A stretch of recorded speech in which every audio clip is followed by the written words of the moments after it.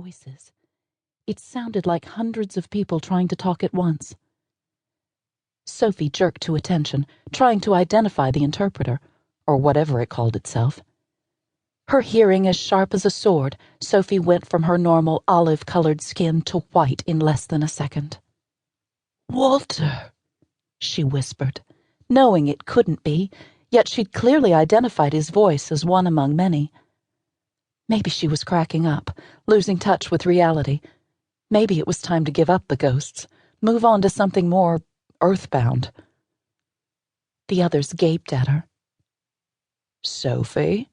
Toots said in a normal tone. "What did you just say?" "Nothing." Sophie shook her head, hoping to clear what she thought she heard.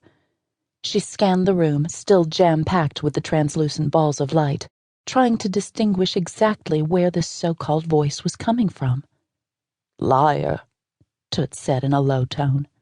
"Shh," she said.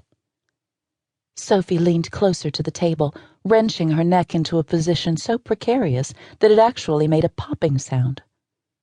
"Are you okay?" Toots asked. She moved her chair closer to Sophie's. "Something isn't right. We need to stop this right now." Hearing the alarm in Toots's voice jolted Sophie back to reality, or as much as one could given her current circumstances.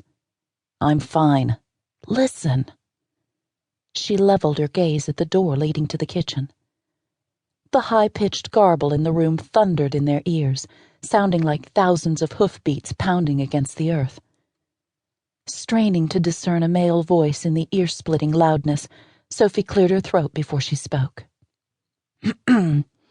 "If you wish to make yourself known, do so or leave this room." In the blink of an eye, the room temperature dropped at least 20 degrees.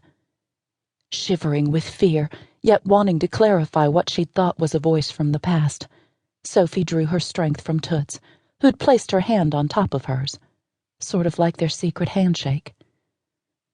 The anomalies began to disappear one by one, until there was only a handful of the translucent balls of light hovering several feet off the floor. After several seconds, the voices stopped, and the only sounds in the room were coming from the women themselves, their quickened breaths in and out.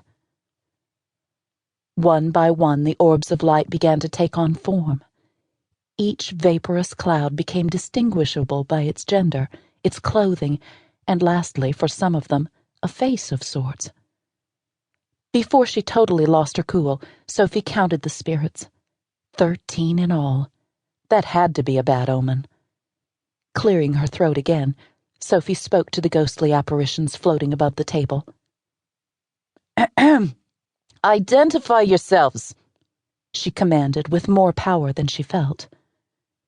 The only female, or what Sophie designated as a female, swirled below the others. The misty image wore a flowered print house dress with a V neckline. Several tissues leaked from her large bosom. Long wisps of white hair touched the flounce of her outdated dress. "Oh, my God," Toots said. "It's Mrs. Patterson? But how? She's not—" Sophie careened around so fast her neck popped again. She'd be in a body cast if this kept up.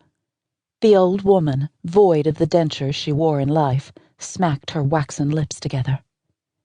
"Dead?" A cold mist passed through her lips when she spoke. "Then where's Snuffy? Is she dead too?" The old woman looked at Toots as if she knew the answer to her question.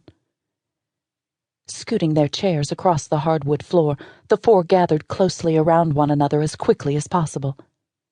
In a raspy voice, Toots demanded, "Is this for real? If I remember correctly, Snuffy was Mrs. Patterson's cat." Sophie nodded, asking, "Who the hell is Mrs. Patterson?"